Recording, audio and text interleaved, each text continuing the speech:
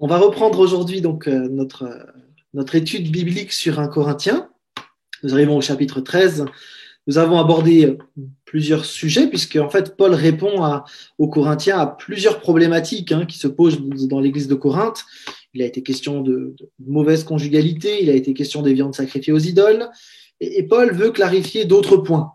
Il veut vraiment que ses lecteurs soient très au clair. Ils ont posé un certain nombre de questions à l'apôtre et maintenant l'apôtre Paul essaye vraiment de répondre au fur et à mesure.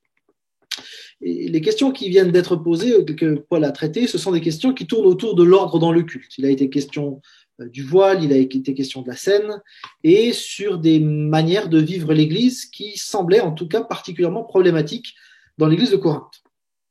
Et donc il s'arrête très longuement sur tout un pan de la vie de l'Église de Corinthe, puisqu'il va passer 3 chapitres sur le sujet. C'est la compréhension que les Corinthiens avaient au sujet de l'esprit. Alors, il faut bien comprendre, ce n'est pas les dons ou la vie de l'esprit qui est un problème en soi, mais c'est la manière dont les Corinthiens comprenaient la vie de l'esprit. Et du coup, Paul y remet en question l'attitude de plusieurs personnes de l'Église qui se croyaient spirituelles, ou en tout cas plus spirituelles que les autres. Il semble que certains Corinthiens étaient particulièrement émerveillés des dons les plus visibles, le parler en langue, les paroles de connaissance, les miracles, les guérisons, et ils disaient que seuls ces dons-là étaient spirituels. Du coup, certains méprisaient les autres, et puis parmi ceux qui n'avaient pas ces dons-là, eh bien, certains se culpabilisaient. Il semble qu'un faux enseignement prenait place dans l'Église, consistant à dire que celui qui avait des dons spectaculaires était forcément spirituel, et que les autres étaient finalement des chrétiens de seconde zone. Dans ces chapitres, Paul clarifie les choses. Au chapitre 12, que nous avons lu ces dernières semaines, Paul est plutôt clair. Celui qui est uni à Christ est spirituel, quels que soient ses dons. Et à l'inverse, on ne peut pas être spirituel sans Christ. Dans ce qu'on avait vu, on a vu que Paul ne rejette absolument pas les dons miraculeux. Au contraire, il invite même les chrétiens à aspirer à ces dons-là. Il ne faudrait donc pas les rejeter ou les regarder avec une certaine méfiance. En même temps, là où les Corinthiens mettaient l'accent uniquement sur ces dons surnaturels, Paul, lui, sans les rejeter, met aussi l'accent sur la diversité et l'unité, sur l'interdépendance. Pour lui, pour Paul, il n'y a pas un don plus important que les autres, mais ce qui est essentiel, c'est d'être uni à Christ, et c'est ce qu'il va rappeler encore dans la suite de la lettre. L'Église est un corps, et chacun, pour sa part, avec ses dons, est appelé à vivre l'unité avec les autres. Et si chacun peut légitimement aspirer aux dons spirituels, Paul invite par-dessus tout à rechercher l'amour. C'est d'ailleurs une constante dans le Nouveau Testament, quand il est question des dons, systématiquement, il est question des dons et en même temps de la recherche de l'amour. Dans tous les passages où il est question des dons, vous retrouvez cette réalité-là. En fait, et on l'avait vu la dernière fois, il ne peut pas y avoir de service pour le Dieu d'amour sans amour pour les autres. Ça, c'est une impossibilité théologique. Je vous propose donc de lire désormais le célèbre chapitre 13 qui parle de l'amour. Mais ce chapitre 13, il ne parle pas de l'amour d'un homme et d'une femme dans le cadre du couple marié. Il parle de l'amour dans le cadre de l'Église. Donc, je vous propose ensemble de maintenant regarder ce texte de plus près. Lisons 1 Corinthiens 13. En effet, supposons que je parle les langues des hommes et même celles des anges. Si je n'ai pas l'amour, je ne suis rien de plus qu'une trompette claironnante ou une cymbale bruyante. Supposons que j'ai le don de prophétie, que je comprenne tous les secrets et que je possède toute la connaissance. Supposons même que j'ai, dans toute sa plénitude, la foi qui peut transporter les montagnes. Si je n'ai pas l'amour, je ne suis rien.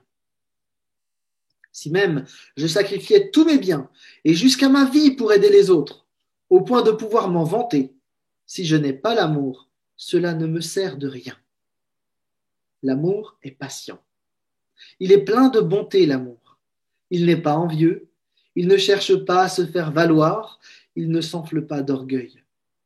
Il ne fait rien d'inconvenant, il ne cherche pas son propre intérêt, il ne s'aigrit pas contre les autres, il ne trame pas le mal. L'injustice l'attriste, la vérité le réjouit. En toute occasion, il pardonne.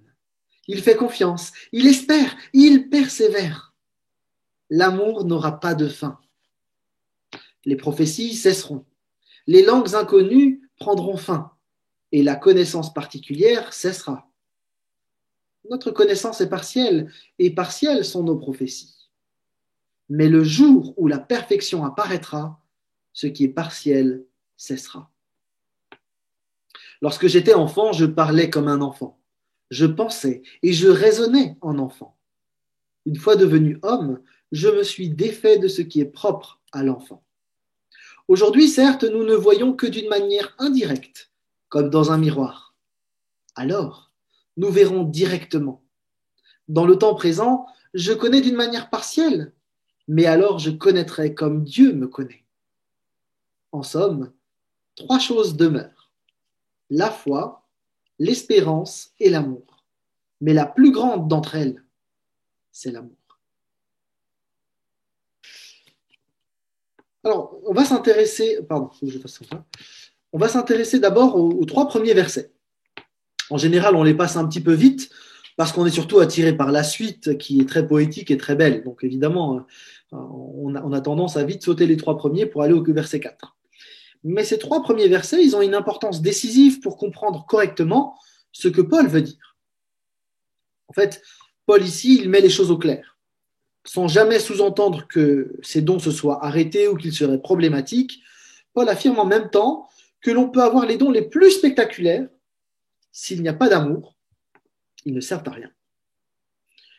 Avec les expressions de ces 3 premiers versets, on voit un petit peu quels étaient les dons qui étaient mis en avant par les Corinthiens. Je les ai mis en rouge dans le texte. On peut les mentionner, les langues des hommes et celles des anges, le don de prophétie, la capacité de connaître les secrets ou les mystères. Il est question ensuite de la connaissance, de la foi qui opère des prodiges et du sacrifice des biens, l'aide aux autres, etc. Alors je vous propose de regarder un petit peu de plus près les dons qui sont mentionnés, en essayant de comprendre à quoi ils renvoient dans le contexte de l'époque, même si on n'est pas sûr à 100% de tout ce à quoi ça pourrait renvoyer. Mais commençons. Les langues des hommes et celles des anges. Peut-être vous le savez, peut-être pas, mais au 1er siècle, on admirait beaucoup la rhétorique. La rhétorique, c'est l'art de parler. Les spécialistes de l'éloquence, ils attiraient beaucoup de monde. Et donc les chrétiens, comme la plupart des gens de l'époque, ils étaient fascinés par cette capacité à jouer avec les mots, à faire de grands discours. Et on a retrouvé des textes de certains philosophes qui critiquent d'ailleurs ces grands discoureurs. Vous avez des textes de Platon notamment, qui s'insurgent finalement contre ces gens qui ont des beaux discours. En ce qui concerne la langue des anges, il y a un petit débat. On ne va pas y passer 3 heures. Alors, selon certains, et c'est la grande majorité, on considère que ces langues inconnues que parlaient les Corinthiens, dont on va parler plus dans 1 Corinthiens 14, c'était des langues angéliques. Et donc Paul dirait que même si on parle dans ces langues qui sont données par Dieu, sans amour, ça ne sert à rien. C'est, comme dit, la thèse la plus défendue dans le monde évangélique. Pour d'autres, Paul utiliserait une expression pour exagérer, une forme d'hyperbole, pour souligner que toutes les langues humaines, et même si c'était possible, la pratique d'une langue des anges, ne servirait à rien sans amour. Dans tous les cas, en tout cas, Paul utilise une image très marquante pour les parleurs. Quels qu'ils soient, sans amour, ils ne sont que du vent. Et l'image qui est laissée, c'est celle des pots de bronze qu'on utilisait pour augmenter le volume des voix dans les théâtres ou les cymbales qu'on tapait dans les cultes païens. Beaucoup de bruit pour rien. Deuxième dont il est question, ça c'est les discoureurs, pardon. Hop. Oui, je repasse. Désolé. Donc la deuxième chose, c'est le don de prophétie. La connaissance des secrets ou la connaissance de manière générale. Là encore, le contexte des Corinthiens nous aide un petit peu sur ce que Paul a peut-être en vue. À l'époque, on en avait parlé dans l'introduction, il y avait de nombreux cultes à mystère qui existaient. Il y a beaucoup de groupes religieux qui se disaient dépositaires d'un secret ou d'un mystère qui permettait de mieux s'approcher de la divinité. Il semble que dans une certaine mesure, il y avait des équivalents chrétiens qui se vantait d'avoir reçu une connaissance particulière venue de Dieu directement. Et donc, par exemple, il fallait pratiquer telle chose pour pouvoir mieux connaître Jésus-Christ. Alors, quand on parle de connaissances particulières, là encore, il ne s'agit pas de jeter le bébé avec l'eau du bain. Parce que Dieu peut effectivement donner des révélations directes à quelqu'un. C'est tout à fait possible. Mais que ce soit de manière directe et divine, ou que ce soit une connaissance acquise, que ce soit même une connaissance biblique ou théologique, en fait, dans tous les cas, s'il n'y a pas d'amour, elle ne sert à rien. Paul va très très loin dans ce verset parce qu'il dit même que si quelqu'un avait la foi indispensable dans les rapports avec Dieu et avec les autres, eh bien, elle est sans valeur si elle n'est pas une expression d'amour pour les autres. La véritable foi se traduit en acte d'amour. Alors, on a des textes qui vont dans le même sens. Je vous en cite un. Jacques 2, les versets 14 à 18. Mes frères, à quoi servirait-il à un homme de dire qu'il a la foi s'il ne le démontre pas par ses actes? Une telle foi peut-elle le sauver? Supposez qu'un frère ou une sœur manque de vêtements et n'ait pas tous les jours assez à manger. Et voilà que l'un de vous leur dit « Au revoir mes amis, portez-vous bien, restez au chaud et bon appétit », sans leur donner de quoi pourvoir aux besoins de leur corps. À quoi cela sert-il? Il en est ainsi de la foi. Si elle reste seule sans se traduire en actes, elle est morte. Et quelqu'un dira l'un à la foi, l'autre les actes. Eh bien, montre-moi ta foi sans les actes, et je te montrerai ma foi par mes actes. J'ai choisi ce texte parce que parfois on oppose Jacques et Paul en disant que voilà, Paul il avait son école théologique, Jacques il avait la sienne, et puis ils étaient dans deux clans opposés. C'est assez faux de dire ça, parce qu'en fait l'un et l'autre disent la même chose, et quand ils ne disent pas la même chose, c'est que souvent on ne tient pas compte du contexte et de la problématique à laquelle ils répondent. Dans la suite du texte, Paul continue sa démolition des idées reçues, et il affirme que même les plus grands sacrifices ne servent à rien quand ils ne sont pas le produit de l'amour. Au premier abord, cette idée, elle étonne, parce que comment est-ce qu'on pourrait consentir à donner tous ses biens, même sa vie, sans amour? Pourtant, si on y réfléchit, une bonne œuvre n'est pas nécessairement la preuve d'une bonne attitude de cœur. J'ai été marqué dans mes études de sociologie par la lecture d'un livre d'un sociologue allemand qui s'appelle Georges Simmel, qui écrivait « L'homme pauvre en tant que personne n'a pas d'importance pour celui qui donne, car il donne l'aumône pour sauver son âme. » En fait, ce sociologue qui n'aime pas trop les chrétiens, il disait simplement que les chrétiens, en fait, ils ne donnent pas par amour pour les gens, mais pour se faire du bien à eux, pour se sauver, voilà. Alors, il mettait tout le monde dans le même panier, c'est un peu ce que je lui reproche à Georges Simmel, mais il faut reconnaître qu'effectivement, on ne fait pas toujours des bonnes œuvres pour les autres, mais parfois aussi pour s'auto-justifier, etc. On a l'exemple des pharisiens dans le texte biblique qui est frappant de ce côté-là, de personnes qui faisaient le bien, mais probablement pas par amour pour les autres. On peut même aller très loin dans l'idée de Paul, parce que les terroristes qui ont, ça c'est les pharisiens, mais les terroristes qui ont consenti au sacrifice ultime, si voilà, ils donnent leur vie pour une cause, c'est pas par amour, c'est plus souvent par haine en réalité. C'est plutôt tragique de voir ces hommes, ces jeunes hommes qui sont, jeunes femmes aussi, qui sont leurrés par des fausses promesses d'un paradis, s'attacher des bâtons de dynamite et puis devenir des bombes vivantes, quoi. Donc Paul, il a raison de souligner dans le texte que le sacrifice, s'il n'est pas fait par amour, ça ne vaut rien. En fait, si on résume la pensée de Paul sur ces 3 premiers versets, on comprend bien là où il veut nous emmener. Les dons spirituels, aussi impressionnants qu'ils puissent être, perdent toute leur valeur si on ne les exerce pas avec amour. Ce n'est pas que l'amour remplace les différents dons et ministères, mais l'amour doit être la motivation de toute la mise en œuvre de ces dons et ministères. Et donc là, on a un contraste très net entre la perspective des Corinthiens et la perspective que Paul trace. Les Corinthiens considéraient que pour être spirituel, il fallait posséder des preuves extraordinaires, miraculeuses. Pour Paul, l'homme spirituel, il est uni à Christ et de fait, il a une foi agissante dans l'amour. Et donc pour Paul, si on peut aspirer à tous ces dons-là, y compris aux dons les plus impressionnants, il s'agit surtout de chercher à aimer. Pour le dire d'une autre manière, Paul invite à rechercher ici non pas les dons de l'esprit, mais le fruit de l'esprit. Le fruit de l'esprit qui va être vécu avec l'ensemble des dons. Donc il ne faudrait pas les opposer trop vite, fruit de l'esprit et don de l'esprit, mais au contraire les associer. Et je crois qu'une église qui grandit, qui se développe, eh bien, c'est une église qui cherche justement à vivre à la fois tous les dons que Dieu a donnés à son église, mais à les vivre dans l'unité et dans l'amour. C'est d'ailleurs tout ce que va développer Paul au chapitre 14. Mais nous allons faire une première pause ici. En méditant ce résumé, Paul invite à chercher ici non les dons de l'esprit, mais le fruit de l'esprit, comme en Galates 5, verset 22. Je vous laisse réagir. Donc, maintenant, je vais quitter le partage d'écran. Donc, un refrain qui revient dans ces 3 premiers versets, si je n'ai pas l'amour. Alors, il y a quand même une petite évolution. Si je n'ai pas l'amour, je suis rien de plus qu'un machin qui fait du bruit. Si je n'ai pas l'amour, je suis même rien. Et si j'ai pas l'amour, ça me sert à rien. C'est intéressant parce que ces refrains, ils font écho à ce qui est dit à chaque fois. Donc, au verset 1, il est question de faire du bruit.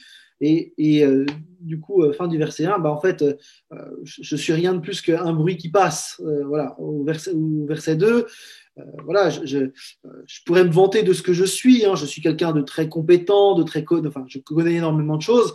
Si j'ai pas l'amour, en fait, je suis rien. Et puis, je pourrais faire plein de choses. Voilà. Mais si j'ai pas l'amour, ça sert à rien ce que tu fais. Vous voyez qu'en fait, Paul, il utilise vraiment toute la palette là de ce qu'on dit, de ce qu'on fait, de ce qu'on est, pour dire simplement que sans amour, ça sert à rien. Donc ce chapitre est en quelque sorte le point culminant de la lettre aux Corinthiens. Et Paul est en train de prescrire, si vous voulez, le médicament qui pourrait guérir la plupart des problèmes de l'église de Corinthe. Parce que depuis le début de la lettre, Paul, il n'arrête pas d'appeler les chrétiens de Corinthe à l'unité. Les problèmes lors de la scène, le mépris des plus faibles, le refus de s'adapter à ceux qui ont plus de difficultés. En fait, tous ces problèmes-là sont à chaque fois reliés à un manque d'amour. Alors, peut-être ça vaut la peine maintenant de s'arrêter sur le mot amour, justement. Parce qu'en français, le mot amour, ça veut dire tout et n'importe quoi. J'aime le chocolat, j'aime rouler ma belle voiture, j'aime ma femme, j'aime mes enfants, j'aime mes amis, j'aime lire, j'aime Dieu. Alors, on a un mot qui est fourre-tout. Il y a quand même des différences entre Dieu, le chocolat, ma femme, mes enfants et rouler la voiture. Donc, l'amour dont Paul parle ici, c'est pas ce courant qui galvanise un homme en présence de l'élu de son cœur. L'amour, pour le monde moderne, c'est un mot qui est truffé de sentimentalité. Je ne dis pas que c'est mauvais, mais en tout cas, ce n'est pas tout à fait ce que dit le texte biblique. Paul parle d'autre chose. Les Grecs, ils avaient un mot pour parler d'un amour romantique et passionné basé sur les sentiments. C'est le mot éros, qui a donné d'ailleurs érotique. C'est un mot qui n'est pas présent dans le Nouveau Testament. Probablement parce que ce mot était un peu galvaudé à l'époque de Paul, et donc Paul ne l'utilise pas du tout, mais les autres auteurs du Nouveau Testament pas non plus. Donc dans le Nouveau Testament, on ne parle pas de l'amour en termes de passion sentimentale. Autrement dit, on a souvent fait fausse route en lisant « Aimez-vous les uns les autres » en croyant qu'il nous fallait exiger que tout chrétien ait des sentiments d'affection très très forte pour les uns et les autres. Ce n'est pas ça que le Nouveau Testament enseigne. Le Nouveau Testament ne nous dit pas, voilà, ayez des sentiments de passion les uns pour les autres, ce n'est pas de ça dont on parle. Les écrivains du Nouveau Testament, ils utilisent 2 expressions grecques quand ils parlent de l'amour. Vous avez à chaque fois le nom et le verbe qui est associé. Donc le nom philia et le verbe philieo, qui reviennent donc 26 fois, et puis ensuite agapé et agapao, qui là du coup reviennent de manière beaucoup plus massive dans le Nouveau Testament. Alors c'est pas tout à fait juste de dire, comme on entend parfois, que l'amour agapé c'est l'amour de Dieu et que l'amour philia c'est l'amour de l'homme. En fait, c'est un peu plus complexe que ça. Si vous voulez, philia, philéos, c'est un amour qui est créé par amitié, un amour qui consiste en une attache sentimentale. D'accord ? Vous aimez bien quelqu'un, vous avez du philéa. Donc là, on est des proches, on s'entend bien, voilà, ça passe entre nous, pour le dire comme ça. L'antonyme ou le contraire de cette idée-là, c'est la haine. Donc, quand je déteste quelqu'un, je suis dans le contraire de philia. L'amour agapao, c'est autre chose. C'est pas seulement l'amour de Dieu pour le monde et pour ses enfants, mais c'est aussi, par exemple, l'amour entre les non-croyants, l'amour malsain pour les choses du monde. Donc, vous voyez que c'est plus large que ça. Mais avec agapé, l'idée, c'est un amour qui se traduit par des actes, qui impliquent la volonté. C'est le choix d'aimer. C'est un amour qui recherche l'intérêt de l'autre. C'est un choix résolu. Et à l'inverse, c'est pas la haine, c'est l'indifférence. Vous voyez un petit peu la différence entre les deux? On pourra y revenir. Hein. Le mot philia a donné notamment des dérivés comme l'amitié, s'embrasser. C'est la même racine que philéa. Et on a vraiment là cet amour amitié, cet amour quelque part naturel, j'ai envie de dire. Hein, on a des atomes crochus. Dans agapé, on n'a peut-être pas d'atomes crochus, mais on va faire le choix d'aimer. Vous voyez la nuance. Hein? Et donc, c'est cet amour-là, agapé, que Dieu a pour les humains, qui est décrit dans notre texte, parce que Dieu a fait le choix d'aimer les humains. Ce n'est pas un amour guimauve, hein, mais un amour décidé. On n'est pas sur le feuilleton amoureux du mercredi après-midi sur France 2, mais on est vraiment avec un amour qui est décidé, résolu pour le bien de l'autre. Vous comprenez du coup que dans cette optique, on comprend bien que quand Jésus parle d'aimer vos ennemis, il ne dit pas ayez des sentiments guimauves pour vos ennemis, c'est pas possible, c'est presque pathologique même hein, d'avoir ça. Mais par contre, de décider, de choisir finalement de faire du bien même à ceux qui nous font du mal. Vous voyez que ce n'est pas tout à fait la même notion. Hein. Et donc, le Nouveau Testament invite les chrétiens à être des aimants, de faire le choix d'aimer réellement. Le Nouveau Testament, d'ailleurs, utilise une expression pour parler de ceux qui croient. C'est l'idée d'être des disciples de Jésus-Christ. Parfois, on dit non, mais on va être des chrétiens, on est des chrétiens, on est des croyants. Je comprends l'idée, mais avec Jésus, c'est un peu plus exigeant. C'est ce qu'on disait tout à l'heure dans le temps de partage. C'est vraiment cette idée de suivre Jésus dans l'amour radical, un amour qui est décidé, qui est résolu. C'est ça l'agapé, c'est cette idée-là, cette éthique de l'amour que Jésus nous invite à suivre. Un amour décidé, choisi, une volonté de bénir, de soutenir, un amour qui se donne par choix, même quand il n'est pas mérité. Et ça va complètement à contre-courant de ce qui est dans nos tripes, en fait, en réalité. Hein. Mais nous sommes appelés à être des aimants. En tant que disciples, Jésus nous a donné une voie exigeante. On peut regarder dans Jean 15, un texte qu'on connaît bien. Comme le Père m'a toujours aimé, moi aussi je vous ai aimé.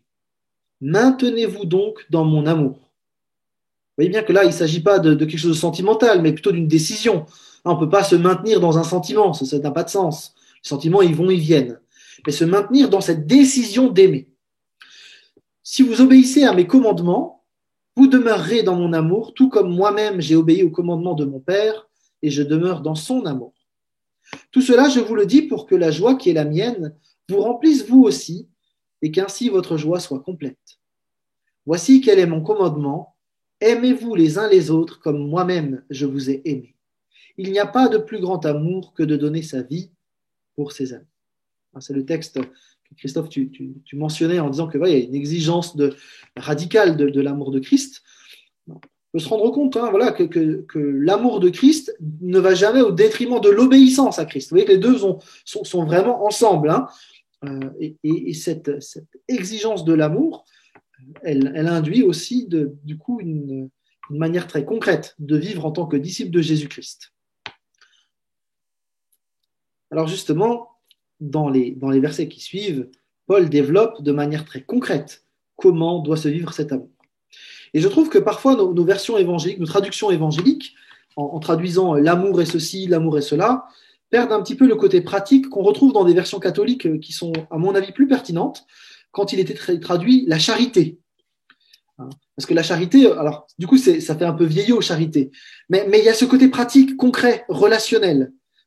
Quand on dit l'amour est patient, on n'imagine pas un truc vague quelque part qui un jour pourrait être patient, mais c'est cet amour décidé, résolu dans le concret. Dans le concret, je veux être patient.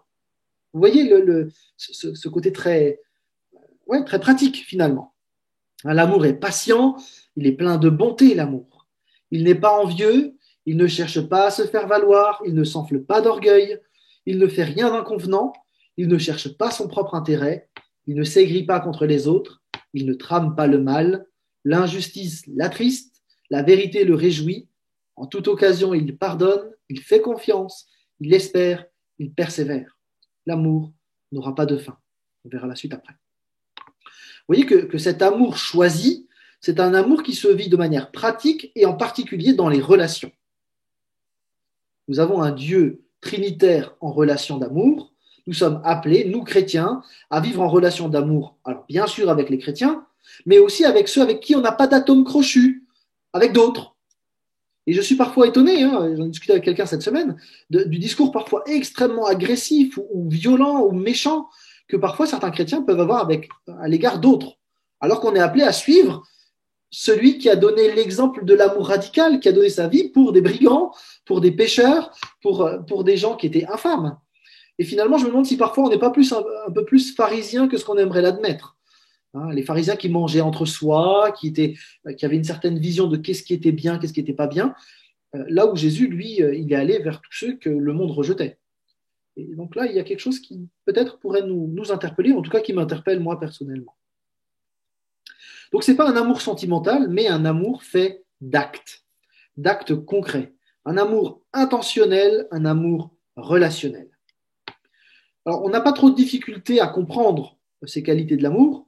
La difficulté, elle arrive quand on essaie de les vivre. Parce que vous, je ne sais pas, mais moi, déjà, au verset 4, je peux m'arrêter au premier mot. L'amour est patient. Bon, je ne peux pas aller beaucoup plus loin, déjà, je suis déjà coincé. Si vous n'êtes pas convaincu, vous demandez à mes enfants, vous allez voir. Mais vous voyez que la mise en pratique, finalement, de ce que l'on sait être juste, ce n'est pas si simple, quoi. En fait, pour pouvoir vivre ce qui est dans ce texte-là, on ne peut pas juste s'appuyer sur nos propres forces. C'est un peu le problème dans nos églises quand on enseigne la morale évangélique, au lieu d'enseigner l'essentiel, la puissance qui va nous permettre de vivre cette décision d'aimer radicalement. En fait, Paul est en train de présenter un amour qui n'est pas humain. On le retrouve dans d'autres textes. Dans 1 Jean 4, verset 7, « Mes chers amis, aimons-nous les uns les autres, par choix, par décision, car l'amour vient de Dieu. Celui qui aime est né de Dieu et il connaît Dieu. Qui n'aime pas n'a pas connu Dieu, car Dieu est amour. » Vous voyez que la radicalité de l'amour, telle qu'elle est présentée dans le Nouveau Testament, c'est le marqueur identitaire de l'Église. Mais cet amour, verset 7, l'amour vient de Dieu. Ce n'est pas quelque chose qu'on peut acquérir par ses propres forces ou par accumulation de bons sentiments faits de guimauve. On a besoin que Dieu nous donne cet amour-là pour qu'on puisse le vivre de manière résolue. Romains 5, verset 5. Or, notre espérance ne risque pas d'être déçue, car Dieu a versé son amour dans nos cœurs par l'Esprit Saint qu'il nous a donné. En réalité, celui qui nous donne la puissance d'aimer radicalement, c'est Dieu lui-même par l'action de son esprit. Et vous comprenez pourquoi Paul dit, mais si vous êtes des gens spirituels, la première caractéristique que vous devriez avoir, c'est de vous aimer les uns les autres. Mes chers amis corinthiens, donc quand je regarde votre Église, avec tous les problèmes que vous avez de division, etc., je vois bien que vous n'êtes pas mature, parce que sinon vous vous aimeriez et vous vivriez l'unité. Et c'est ça que Paul est en train de marteler aux Corinthiens, et quelque part qui nous rejoint peut-être nous aussi. Alors vous êtes sanctifiés, mais moi, pour le coup, j'en prends pour mon grade. J'ai besoin de prier, Saint-Esprit, mais transforme ma vie pour que je puisse aimer radicalement comme toi.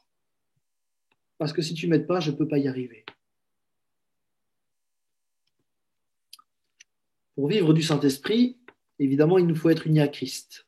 Et si nous sommes à Christ, si nous sommes réellement ses disciples, alors nous voulons laisser le Saint-Esprit nous travailler de l'intérieur pour qu'il nous modèle, pour qu'il nous façonne, pour qu'il nous aide finalement à vivre une vie qui soit dirigée par cet amour, une vie où on choisit d'aimer radicalement. Et le meilleur exemple d'une vie d'amour intentionnel, c'est la vie qu'a vécue Jésus-Christ, l'homme pleinement rempli du Saint-Esprit. Et dans 1 Corinthiens 13, si vous regardiez bien, vous avez en fait le portrait de Jésus-Christ.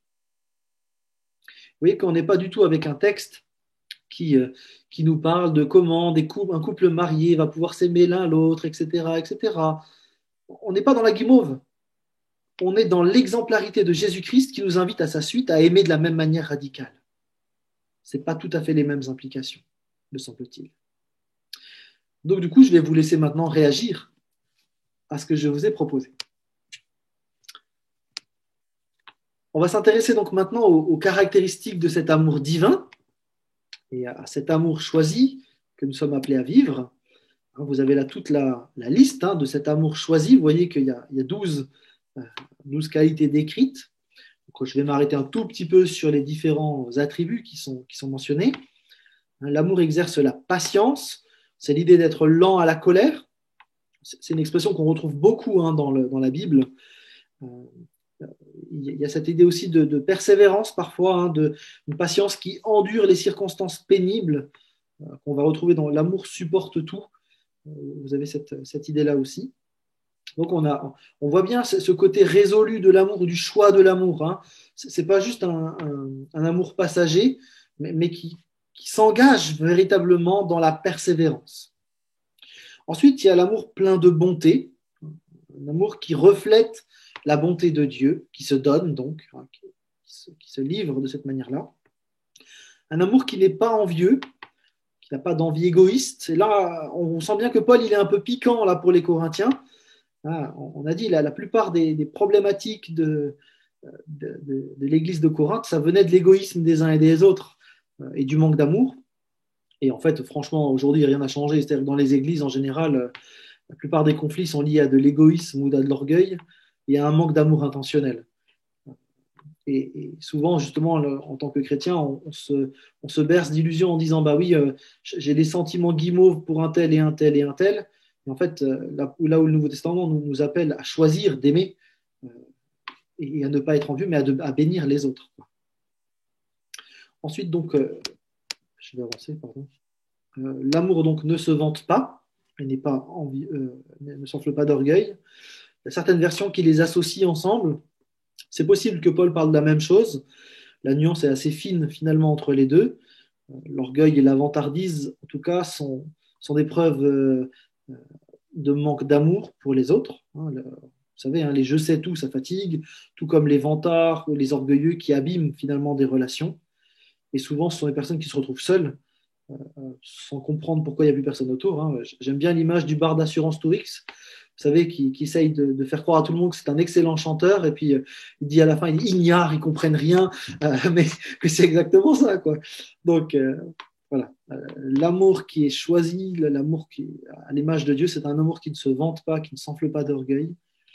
C'est un amour aussi qui ne fait rien de malhonnête. C'est peut-être pas la meilleure des traductions. Littéralement, c'est l'amour ne se comporte pas d'une manière indécente ou d'une manière honteuse. Il fait rien d'inconvenant. Donc, peut-être que là, l'apôtre il songe au comportement des riches lors du repas du Seigneur. Vous savez, quand il faisait la scène, c'est possible que certains abusaient de leur statut social finalement pour abuser, pour manipuler. Il y a même des auteurs qui pensent que peut-être certains en profitaient pour avoir des gestes déplacés à l'encontre d'une esclave en étant riche, parce que c'est ce qui se faisait à l'époque. Et donc, à l'époque, qu'un riche tripote une esclave, c'était pas un problème, quoi. Et donc, voilà, Paul dirait l'amour ne fait rien d'inconvenant. Cette décision radicale d'aimer l'autre. Et même si ce n'était pas aussi grave que ça, voilà, on comprend l'idée de Paul. L'amour ne cherche pas son propre intérêt. L'être humain, il est profondément égocentrique. Et le Saint-Esprit il veut remplacer cet égoïsme, cet égocentrique par les sentiments qui étaient en Jésus-Christ. Vous avez dans Philippiens 2, verset 4, que chacun de vous, au lieu de considérer ses propres intérêts, considère aussi ceux des autres. Et là encore, Paul, il est piquant avec les Corinthiens. Ils étaient tellement préoccupés de leurs intérêts, de leur propre édification, de leur croissance spirituelle, qu'ils en oubliaient complètement les autres. Et là aussi, il y a des choses qu'on peut réfléchir pour nous-mêmes. L'amour ne s'irrite point. Vous savez, il y a deux types de colère. Il y a une colère qui est juste, une bonne, qui s'exprime face à l'injustice. Et donc, On dénonce l'injustice, ça c'est la bonne colère.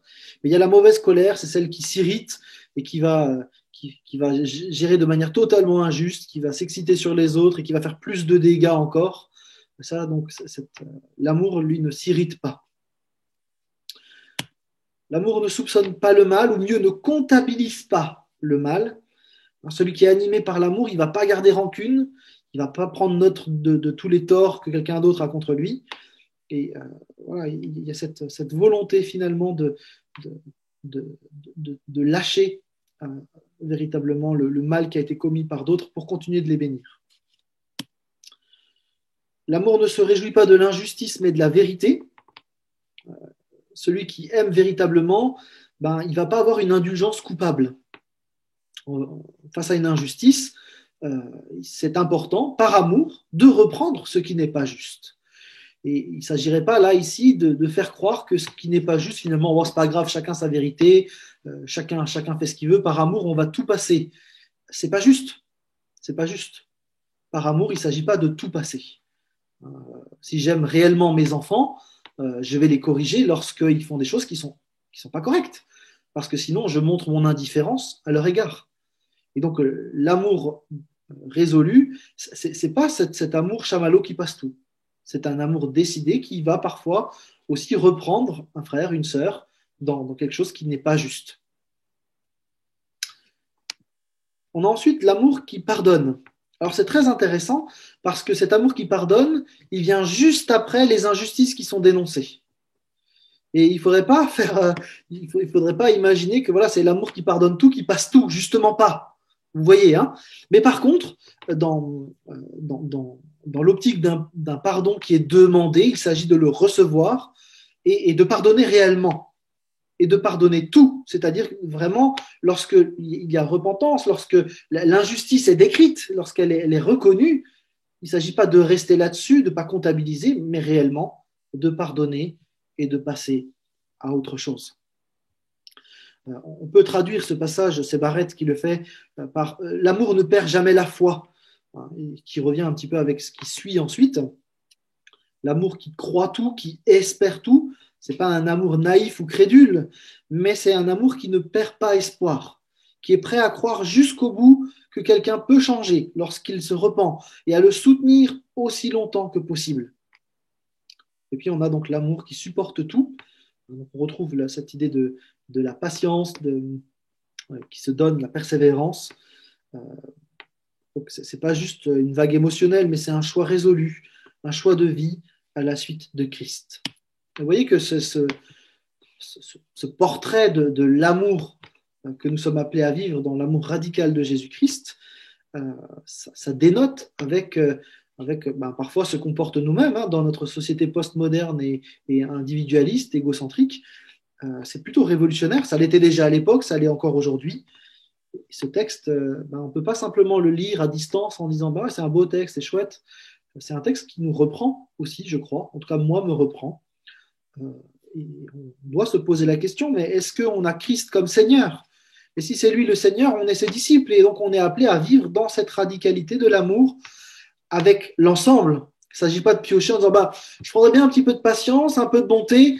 Bon, par contre, l'exigence de la vérité, par contre, ça, je vais la laisser à d'autres. Non, c'est un pack. Il y a l'ensemble. Et je peux pas faire comme si le pardon n'était pas là, ou enfin voilà, l'ensemble. Je dois me saisir de l'ensemble, de la radicalité de l'amour de Christ. Et comme j'y arrive pas par mes propres forces, je suis obligé de m'arrêter, de mettre le genou à terre et dire Seigneur, j'ai besoin de ton aide. Sinon, je ne saurais pas aimer. Dans la fin du texte, après avoir dit que l'amour est le plus important, ce choix radical d'aimer, Paul conclut en parlant de la permanence de cet amour. En fait, Paul le fait parce qu'il veut montrer aux Corinthiens qu'est-ce qui compte vraiment. Il n'est de loin pas contre la recherche des dons et leur exercice, il va en reparler au chapitre 14, mais il invite à réaliser que la vie résolue dans l'amour, c'est plus important. C'est ce que le chrétien doit rechercher avant tout. Ces dons, il va les mettre au service de cette radicalité de l'amour. Mais c'est qu'un moyen, finalement, pour vivre la mission qui nous a été confiée par Dieu. Le but, c'est d'aimer. Et Paul explique que l'amour va subsister pour toute l'éternité, tandis que les dons bien eux sont donnés pour le temps présent, ils sont temporaires, incomplets, ils ont pour but d'édifier l'Église, d'être un moyen pour bénir le monde, mais une fois dans l'éternité, ils n'auront plus lieu d'être. Par contre, l'amour qui est éternel unira à jamais les chrétiens avec Dieu et les chrétiens entre eux. Et du coup, il dit très clairement que la maturité chrétienne, elle consiste précisément à vivre en recherchant ce qui est permanent, sans négliger ce qui est aujourd'hui, mais sans se tromper non plus de priorité. Paul compare du coup après l'état actuel des choses avec le moment où on verra le Seigneur, hein, cette espérance, et où on verra le Seigneur face à face, et on le connaîtra comme on a été connu. Au verset 12, il dit qu'on voit actuellement de manière indirecte comme dans un miroir. Les miroirs de l'époque, c'était du métal poli, et donc on ne voyait pas de manière parfaite. On voyait la silhouette, mais ce n'étaient pas des miroirs comme nous on a aujourd'hui. Ils étaient moins performants, pour le dire comme ça. Et donc, quand on regardait dans un miroir, on voyait de manière floue. C'est ce que Paul essaie de dire, mais bientôt, voilà, quand il viendra, on le verra de manière directe, face à face. Et du coup, la radicalité de l'amour, en fait, elle sera totale. On n'aura plus le péché, on n'aura plus de difficulté à vivre dans la radicalité de l'amour. Et vous comprenez pourquoi l'espérance finale, c'est une société juste où tout le monde va bien. Parce qu'en fait, tout le monde vit la radicalité de l'amour dans la présence de Christ. Vous voyez ? Et en fait, l'Église aujourd'hui, elle est appelée à anticiper ça. Et à chaque fois que l'un d'entre nous vit dans cette radicalité de l'amour, il anticipe le royaume de Dieu tel qu'il va se donner éternellement. Du coup, dit autrement, eh bien, Paul il affirme la pérennité de l'amour qui contraste avec la temporalité des dons. L'amour ne périt jamais. Il subsistera pendant toute l'éternité puisque nous aimerons le Seigneur et nous nous aimerons les uns les autres. Quant aux dons de l'esprit, ils n'ont qu'une durée limitée. Le texte se termine avec ce beau verset, hein, la foi, l'espérance et l'amour, qui sont les principales caractéristiques morales du christianisme. Alors, je vous renvoie vers la prédication qu'Evelyne a fait à ce sujet que vous pouvez retrouver sur la chaîne YouTube de l'Église. Je n'ai pas trop commenté ce verset, mais en tout cas, dans le temps présent, la foi, l'espérance et l'amour, ce sont c'est les valeurs les plus importantes du chrétien parce qu'elles nous introduisent dans les réalités éternelles. Elles anticipent ce que l'on va vivre éternellement. Et c'est pour ça que le Nouveau Testament nous exhorte à croire, à espérer et à aimer. Et bien sûr, quand Christ reviendra, eh bien, du coup, notre foi et notre espérance auront abouti et il restera l'amour. Et c'est pour ça que Paul dit, mais voilà, le plus important, c'est l'amour parce que c'est ce qui va durer éternellement. Et du coup, nous, en tant que chrétiens, on est appelés dès maintenant à vivre quelque chose de l'éternité. Vous voyez l'enjeu. Et donc là où les Corinthiens n'arrêtaient pas de se chamailler, etc., Paul, il les recadre et il les remet véritablement sur ce qui compte vraiment. C'est l'amour. Alors, qu'est-ce qu'on peut retenir ? Donc, peut-être la première des choses, et c'est le but du texte, hein, c'est que notre spiritualité ou notre maturité spirituelle, elle ne se mesure pas au style de don qu'on a, mais à l'amour qu'on a les uns pour les autres et à l'amour qui déborde d'eux. On ne mesure pas la maturité d'un chrétien à ses talents, à sa connaissance, à ses compétences. Ce n'est pas parce qu'un chrétien est un prédicateur éloquent ou un membre dévoué de son église qu'il est nécessairement spirituel. La maturité d'un chrétien, elle se voit dans sa foi, dans son espérance, dans son amour, et particulièrement dans son amour radical. Dans ce que Paul essaye de mettre en place, vous comprenez bien cette idée de s'aimer les uns les autres et d'aimer ensemble à la suite de Christ. Tout comme la Trinité est unie par l'amour, eh bien l'Église est appelée à être unie par l'amour. Et voilà, dans la polémique ou dans les polémiques de Corinthe, Paul y jette un véritable pavé dans la mare. Hein. Il veut que les uns et les autres vivent véritablement comme un seul corps, unis ensemble. Et il y a cette idée vraiment qu'on est appelé à vivre cet amour choisi, cet amour décidé, et à le vivre ensemble pour être véritablement corps de Christ. Hein, quand on parle de Jésus-Christ, qui est celui qui a réellement aimé jusqu'au bout de manière radicale, si l'Église est le corps de Christ, on ne peut pas juste se contenter d'être un corps qui se réjouit d'être ensemble. C'est un corps qui est appelé à aimer radicalement. Ça a des implications pour nous personnellement et pour nous en tant qu'Église. Alors, je vous propose de prier ensemble pour qu'on puisse véritablement vivre dans cette radicalité de l'amour, à la fois personnellement et collectivement.